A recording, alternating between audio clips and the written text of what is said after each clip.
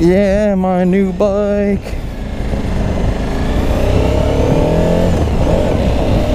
Well, this is it.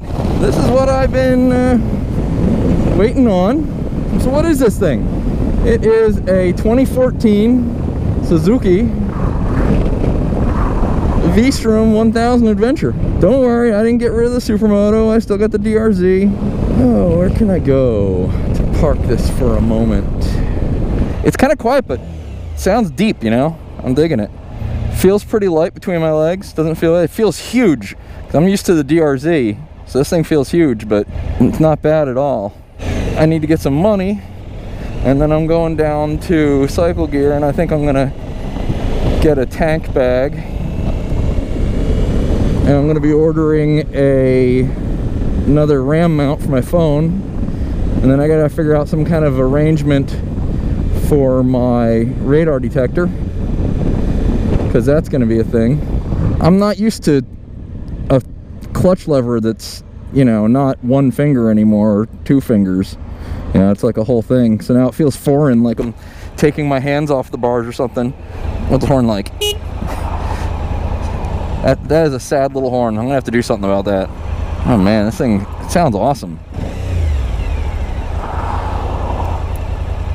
Oh, look at this guy's grill.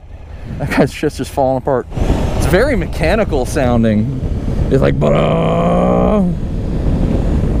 gosh, wow, 6th gear at 3,500, 62 miles an hour. That'll do some miles per gallon. Oh, I have turn signals again. I forgot that I have turn signals. Well, there it is. That is the new ride. It is a 2014 Suzuki V-Strom 1000.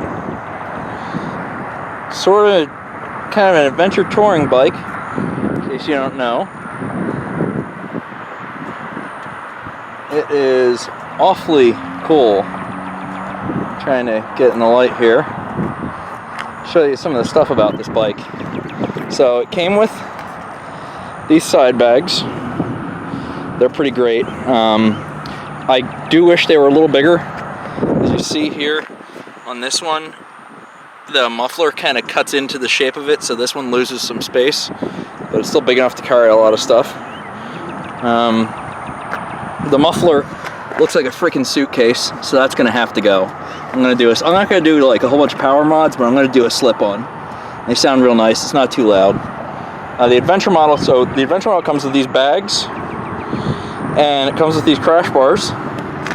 They call them accessory bars, but they're crash bars. I'm gonna get some LED lights, like little 4x4, and I'm gonna mount them like right here, so that they're kind of here, shining forward. You can get them on Amazon and eBay pretty damn cheap, and that'll be a lot more, you know, a lot more light. It's pretty awesome. It's a Tokico 4-piston brakes, 310mm rotor, so it's like the same size rotor it's on the DRZ. It's probably the same rotor it's on the DRZ Supermoto. Comes with the handguards stock. That's pretty awesome. The touring windscreen, which is pretty cool. It adjusts, so I can adjust it. It has 3 positions that I can just move it up or down. I'm going to move it to the top one, and then if you go like this, it kind of adjusts it back, and you push it out. And I haven't mastered the technique yet. There we go. And it, you know, you can adjust the angle that it sits at, so that it's like that. I like it there the best. That seems to work the most. So why did I get a V-Strom 1000? Well, I didn't get rid of the DRZ, so don't worry about that. I did not get rid of my Supermoto. I wanted something that could do highway better. You know, the Supermoto will do highway no problem, but this does it a lot better. When I start commuting back and forth to Texas State, I like this. Apparently this is the same style headlight that's on the GSX-R and the Hayabusa. When I start commuting back and forth to Texas State, it's, you know, riding the DRZ would be brutal, and I don't want to drive the car. The car gets shit for gas mileage, and it's just unpleasant. This will be a great way to get back and forth. It's also going to be nice being able to go on longer rides, being able to go on some of the street bike rides, finally. You know, I got it snuck in on the last day of the 0% financing, and because it was a 2014 and the 2016s are coming out, they knocked $3,000 off the price. So that's pretty awesome. Oh man, I want to do like a long trip on this bike now. I want to like go somewhere. How is it? Oh, look at how stable that is. Yeah, I want to do like a crazy long trip now, like ride to Colorado or something. I want to ride it to Dallas for a meet/ride up there. The problem is it's always Supermoto Sunday the next day, and I'm not going to wait the 600 miles for a first oil change like the manual says. I'm going to do it at like probably 300 or 400 miles. On my DRZ, I don't run synthetic because I change the oil often enough that it would be a waste to run synthetic. On this bike, I'll probably go with a real good synthetic because that will, at least in theory, should up the miles per gallon by just a little bit. So I bought this last night, signed the paperwork last night. Couldn't bring it home because it had some open recalls. Not a big deal. It was basically there was a wire under the gas tank that it could rub on the gas tank and rub a bare spot on the wire and short out on the tank and, you know, cause a fiery death. No fiery death, but it could cause the bike to stall. And they're like, oh, it could stall and crash. I'm not really sure why a stalled bike would make you crash. I suppose anything's possible. I guess if you're a knucklehead and the bike stalls unexpectedly, you might be like, oh my god, and just fucking wipe out. Oh yeah, it's gonna be nice to be up on the toll road here with a bike that can do 80 without, you know, any kind of drama. I mean, like I said, the Supermoto could do 80, but it can't do 80 at like, you know, 4,800 RPM for, you know, hours and hours on end without ever breaking a sweat. Whereas on this bike, that's not even a, you know, it's not even remotely an issue.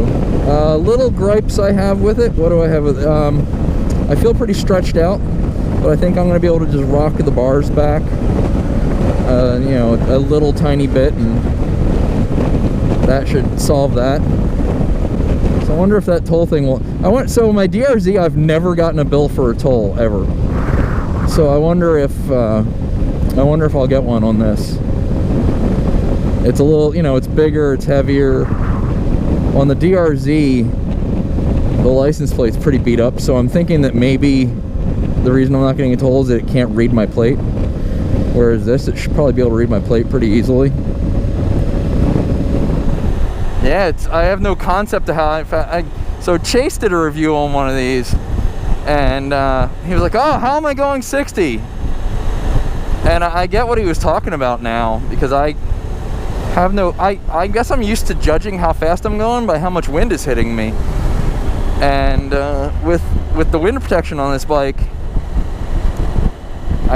you know, it's hard to judge. Like, I was just doing 45 there, and it felt like I was doing like 25. So that's something I'm definitely going to need to keep in mind. Turn signal on. It's a novel thing, having turn signals again.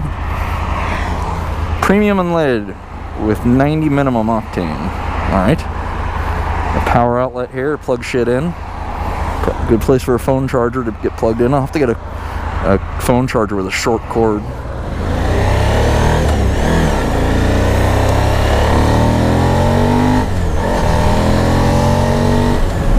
I'm glad that I didn't trade the Supermoto in to get this, or sell the Supermoto to get this. I would definitely be regretting it. Because I couldn't deal with this being my only bike. And this is a great bike and all, and for what I bought it for, it's amazing. But I couldn't deal with this being my only bike. I need the Supermoto.